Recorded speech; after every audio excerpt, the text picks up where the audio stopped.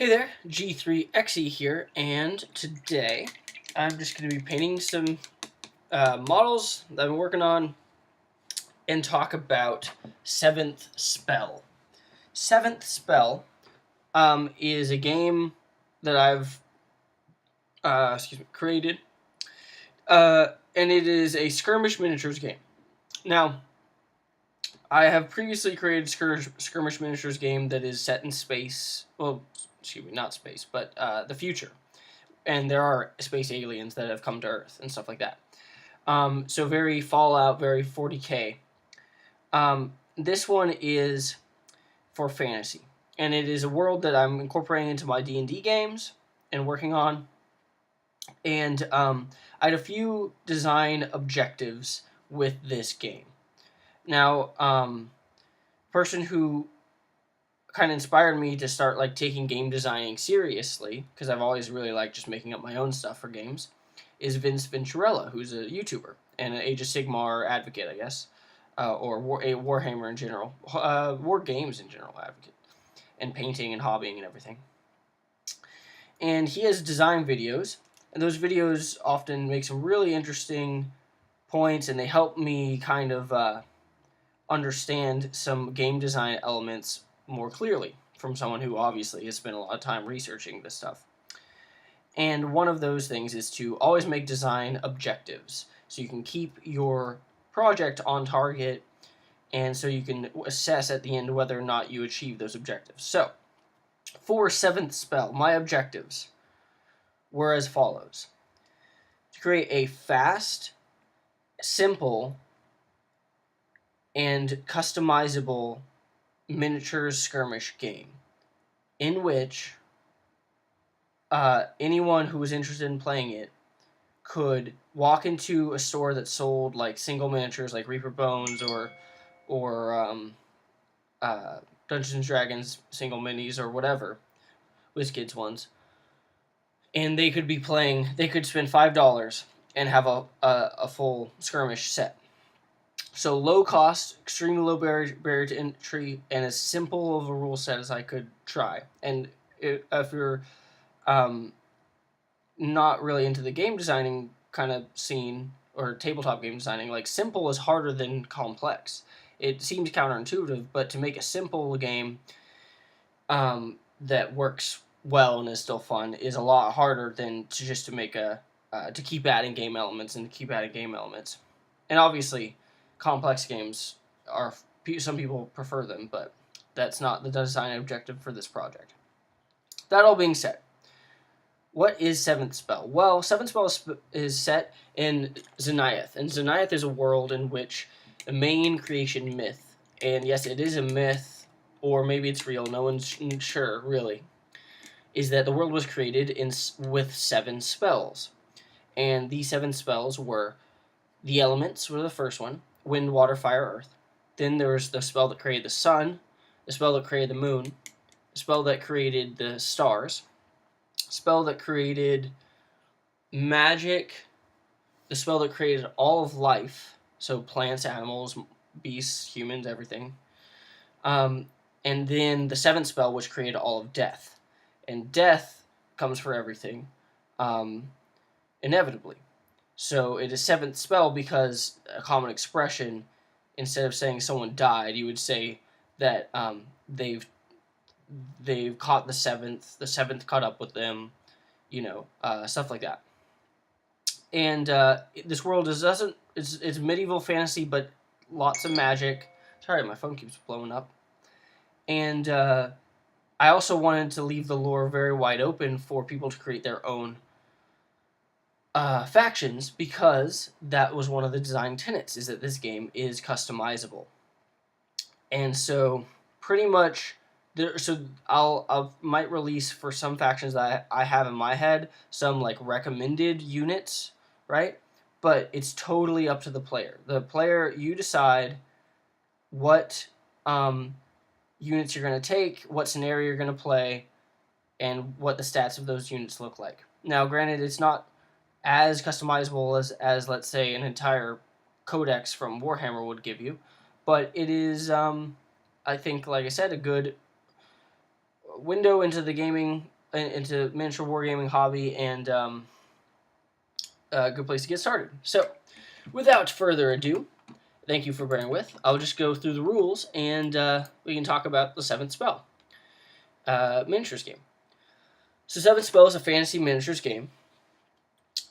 Skirmish game that uses 6-sided dice and measures in inches. Pretty standard fare there.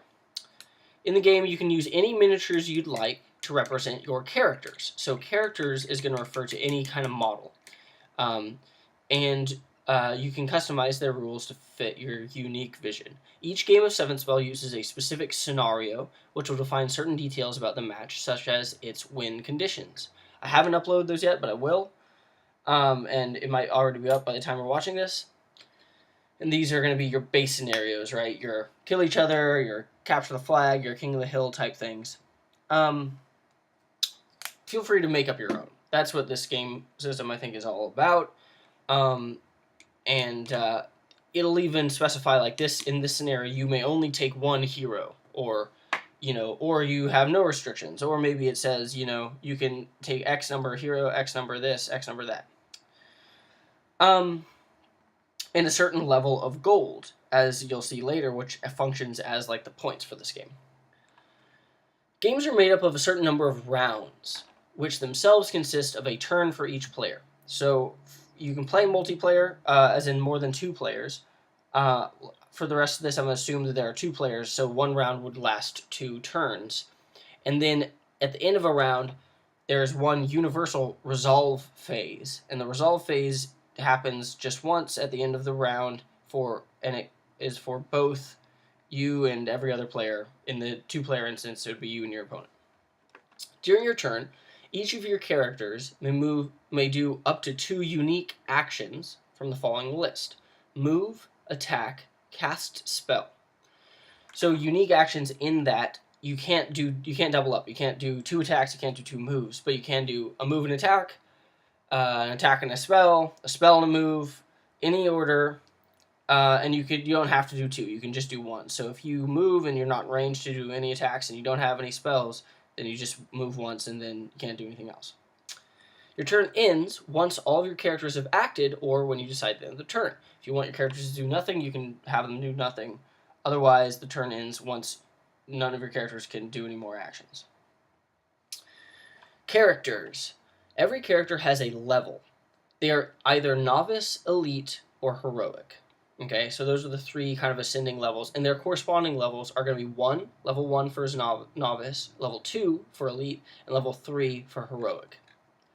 Okay, those numbers come into play, so when it says based on your level, you would use the corresponding number.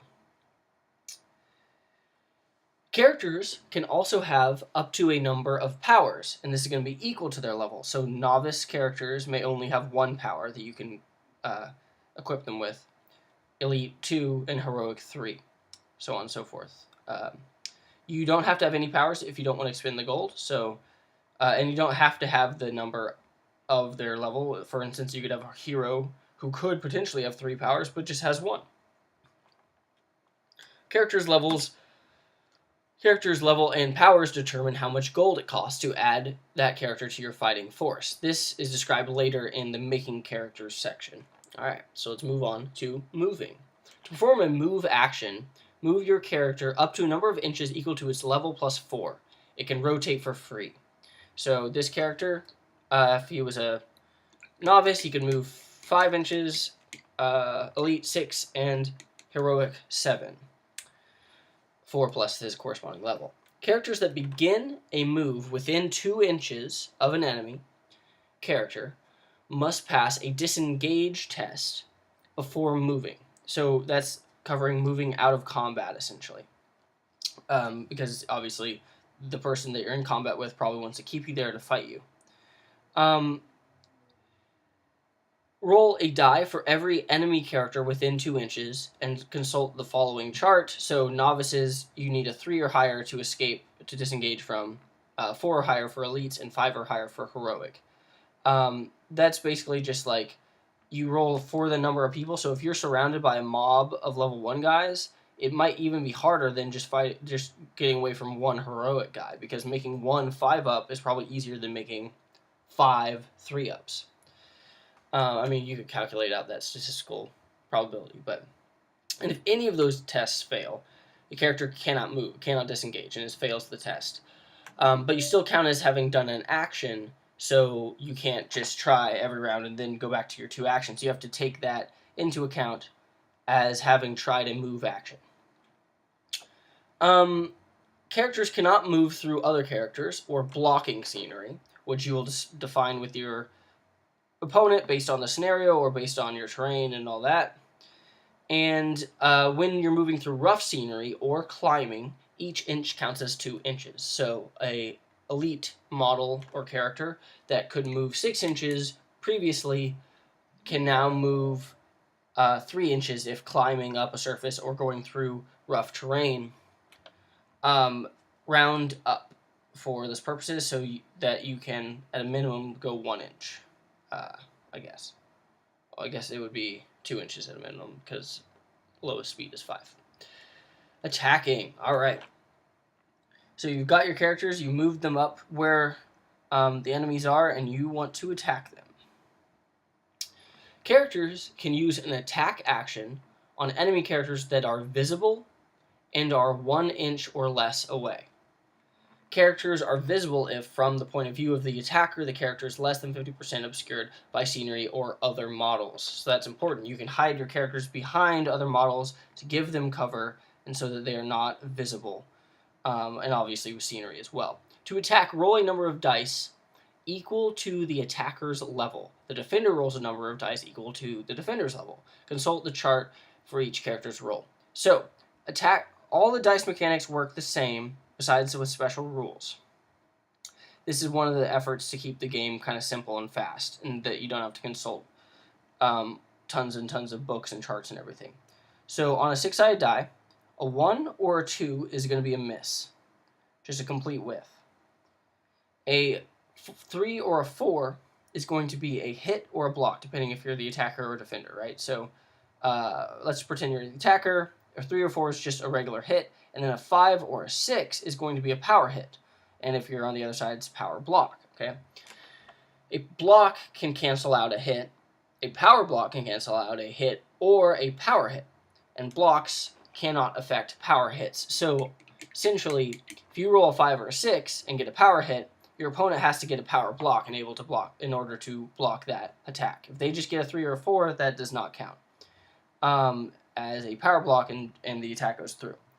But power blocks can block regular old hits and with ease.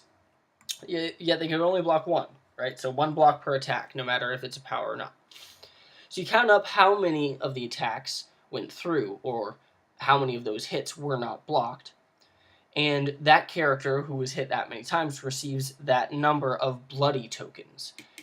These will become relevant later in the resolution phase or resolve phase. For now, you can keep track of bloody tokens on like a separate area apart from the game board or put them next to the model. It's up to you. Casting spells, the third action. To determine what spells are available to your character, see the caster power. So, no characters can cast powers unless you have the caster power, and that does take up one of your power slots. So, a level 1 character who wants to cast spells, he can only take the 1 power, and if it's caster, then he can't take any other powers. And that describes in the power kind of in more detail, so we'll get to that. But to cast a spell, roll a number of dice equal to the casting character's level. If any of the dice show the result of a spell's difficulty or higher, it is cast. Immediately implement its effects. If the spell fails, do not resolve its effects. The character still counts as having done a cast spell action. So, another way of thinking about this is like you roll your character's level number of dice and take the highest. And if that number is equal to or greater than the difficulty of the spell, then the spell is cast. So the highest difficulty the spell can be is difficulty 6. And obviously if you only are level 1, that's going to be a 1 out of 6 chance for casting. But if you're level 3, you're rolling 3 dice and taking the highest. So I don't know what the odds are for that. I'd have to do some math. Then the resolve phase. happens for each person. Each round has one resolve phase in which every player participates. First, any game effects that happen at the quote-unquote start of the resolve phase occur now. If multiple effects would occur, you go in order of whoever's turn it is. The same order that people take turns. And at the end of the resolve phase, players check if any of their characters have bloody tokens currently. For each of these characters, roll a number of dice equal to the number of bloody tokens. And for each result of a 1, that character takes 1 damage point. So, when you are hit with attacks, you don't actually yet deal damage, you just do bloody points. And then you have to roll in this resolve phase to see if you take damage. You can sustain a number of damage equal to your level. So novice characters can only take 1 damage. Elites can take 2, and heroics can take 3. This gives a little bit of odds and chances to it. So one really stalwart, like tough novice might never roll that 1 and take like 8 bloody tokens and still be hanging in there. But then again, you could also, accidentally whiff after you're taking 3 bloody tokens on one of your characters, and you roll them and they all turn up 1s. Then your heroic dies. So it's also, the bloody tokens don't go away except for in special circumstances. So if you get 1 bloody token this turn, you'll still have that next turn. If you get another, then you'll have 2, so on and so forth. The character can take a number of damage points equal to its level before it's knocked out and removed from play. Could die, could be knocked out, whatever you feel comfortable with. Story-wise, I don't know if you have characters that for a narrative campaign can't die, quote unquote, so they get knocked out. If multiple players have characters with bloody tokens, go in the same order in which the players take turns. Yeah, so basically, if it wouldn't usually become relevant, but if it for some reason based on a scenario was like the last person standing, you would roll bloody in the order of that you do turns, and then that's how you determine who is the last person standing. So now we get to the customizing section of making characters. Okay, so we know the 3 actions. We know that you can do 2 unique actions per character per turn. We know how the turns work. You're going to be moving up. You're going to be attacking. You're going to be casting spells. You've got the basics down. Making characters. You can craft a set of rules to fit your unique characters. But first, decide if the character will be a novice, a hero, or an elite. I should go in the correct order. Novice, elite, or heroic character. Next, decide which, if any, powers you think your character should have. A character may only pick a number of powers equal to its level and may not take any powers more than once. That's also important, so you can't double up on certain ones.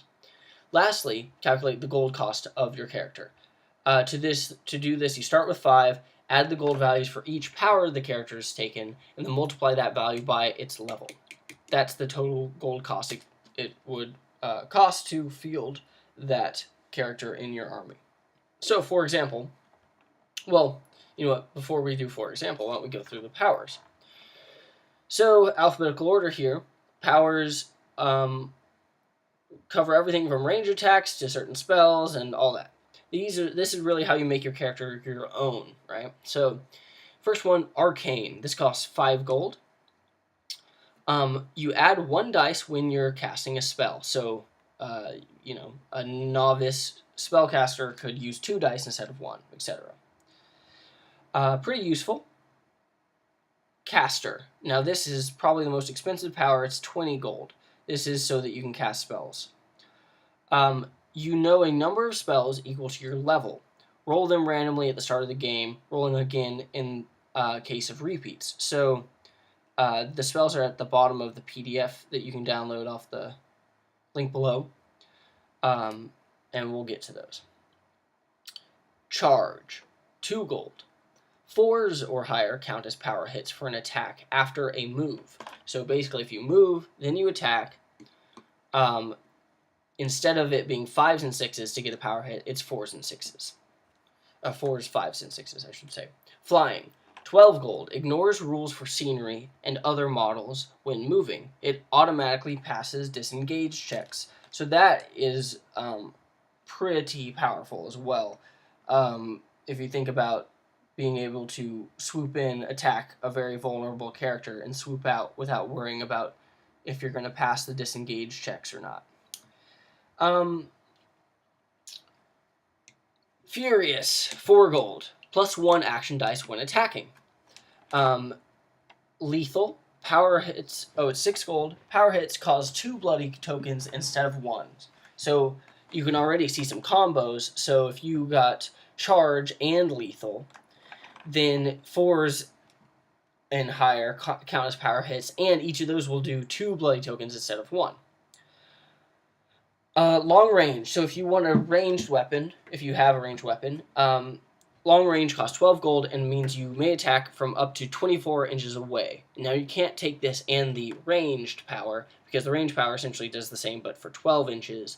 So it's essentially choose what how far you want your range attack to be. And then you attack in the same way that you do the other attacks.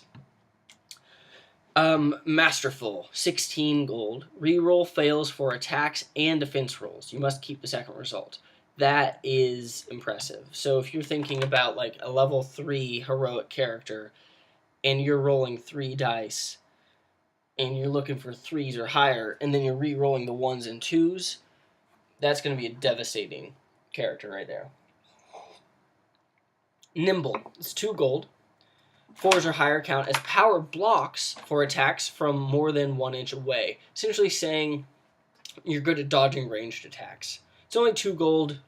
Might throw it on your novice level characters just to give them a little bit better defense and so they won't get shot up before they get into combat with the enemy. Ranged, 8 gold, may attack from 12 inches away. You can't take this and the long range power. Sniper. Sniper costs 3 gold. 4s or higher count as power hits 4 attacks from farther than 1 inch away. So kind of the opposite of Nimble, as you can essentially shoot better than the average person. Speedy, 5 gold. You may add up to 3 inches when moving. But, of course, you can't take multiple powers, or can't take the same power multiple times, so this can only be applied once. But if you are a level 3 heroic character, you got a move of 7 inches, you're adding 3. Now you're moving 10 inches. And then if you add flying, right, so that's quick. About as quick as you can get in this game. Stalwart, 4 gold, +1 dice when defending. So Stalwart is essentially the opposite of Furious. Undying. Undying is another really good one. It's 12 gold. At the start of each resolve phase, remove 1 bloody token from this character. So essentially, if you only deal 1 bloody token to this guy or girl, then they'll just heal it up at the start of the thing. So you have to do more than 1. And then, beyond that fact, you have to keep at it, or else they'll just heal up and heal up. So unless they're really, really unlucky, 1 or 2 hits is not going to kill this undying character. Now, this could apply, of course, to like zombies and other stuff, but also treants and stuff that like might regenerate. All these are kind of worded so that they're a little bit ambiguous, so that you can apply them to whatever character that you think. And so, for instance, if you wanted a dragon that shot fire out of its mouth, you could take long range or range, and then that's what you would describe as his range attack, right? Then maybe you would also take Furious because, that's a furious attack. And then, so that's how you would kind of craft it. And then the final power is Warded. Warded is 12 gold for your character, and this character cannot be affected by spells, period. Friendly or opponent spells.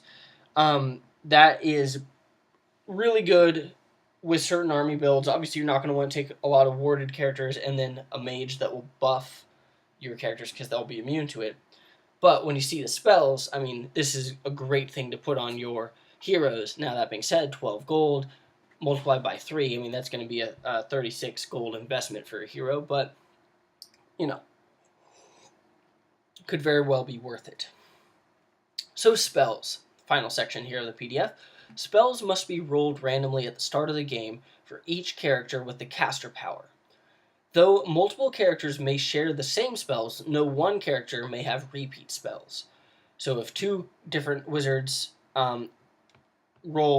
they both roll the same spell, that's fine. You just have to re-roll repeats. It's hard to say. Character knows number of spells equal to its level. Spells must target characters visible to the casting character.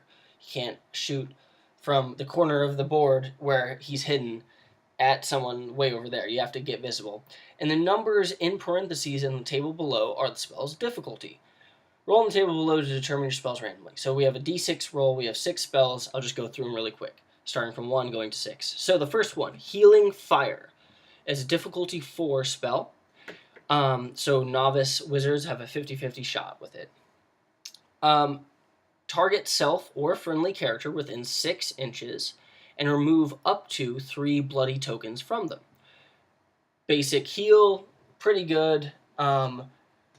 6 inches a little short, but it's also difficulty 4, which isn't very bad.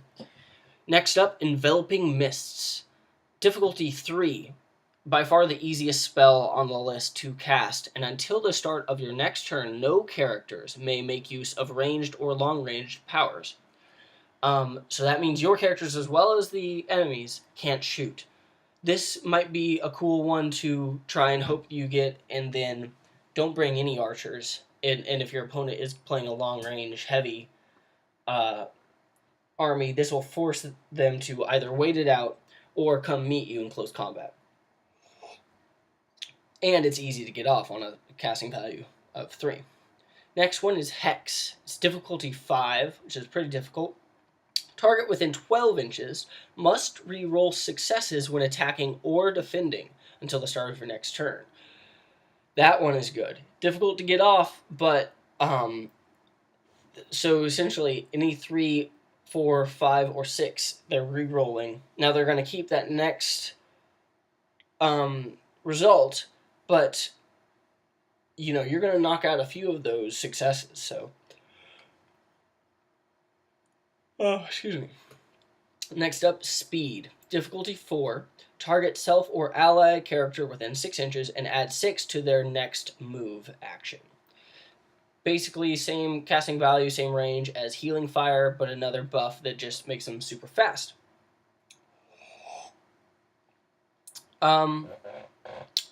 Now we have Lightning, difficulty 5. Target within 24 inches takes d6 bloody tokens. If the target is within 3 inches of a piece of scenery, which includes being on a piece of scenery, add 2 to that roll. So if you get the spell and your opponent is wise, they'll probably stay away from scenery. So that might just end up the benefit being a way to keep them more in your line of sight and keep every character visible. If they're not smart and they're on scenery, then you get a free bonus. Now, there's no way to block this. If you get it off, they're taking d6 bloody tokens. And hey, even 1 bloody token, that's not bad for being 24 inches away. Difficulty 5 is difficult to cast. So this is some spell that you would hope you would get with a, I guess, like, elite, but probably you want a heroic wizard. Maybe one with the arcane special rule. That would be cool. 4 dice, trying to get a 5 or higher on at least one of them. That's a pretty good odds, and then you could just be lightninging per round. Now, of course, you can't affect warded characters, which is why warded becomes so important. Alright, and then the last spell, Destroyer Storm. Difficulty 6, the only difficulty 6 spell in the base spells, I guess. All enemy characters within 12 inches add 3 bloody tokens. Straight up, just 3 bloody. I mean, if you can cast this multiple times, this is a devastating frickin' spell. Now, of course, warded characters will be immune to it. So anyway, those are the base spells and the base powers for the core rule set for 7th spell, the Skirmish Miniatures game. I hope people play it. I'm going to probably do some battle reports with it and kind of show off, I guess, how customizable it is and how this really isn't supposed to be a super, competitive thing, although it could be. I like to think that it's pretty balanced. I did my best to balance it. But it's really good, I think, for building narrative forces, right? So, and the beauty of Xenayth is that so much of it is unexplored that you could create. Like, if you wanted your whole army to be made up of flying characters with ranged attacks, maybe you're like harpies who have sonic screams that, damage your ears, or maybe you're flying kobold type lizard folk, or maybe you're angels, or maybe you're flying demons. Like, it's all based on what you want to create. Now, like I said, I will release some of the main quote unquote factions, but you can modify / add as many as you want. And that's kind of what I aim to do with 7 Spell. So let me know what you think. If you got to the end of this video, I appreciate it. The PDF download is below in the link, and check out the G3XE blog for more information and for updates. Thanks, and I'll see you in the next one.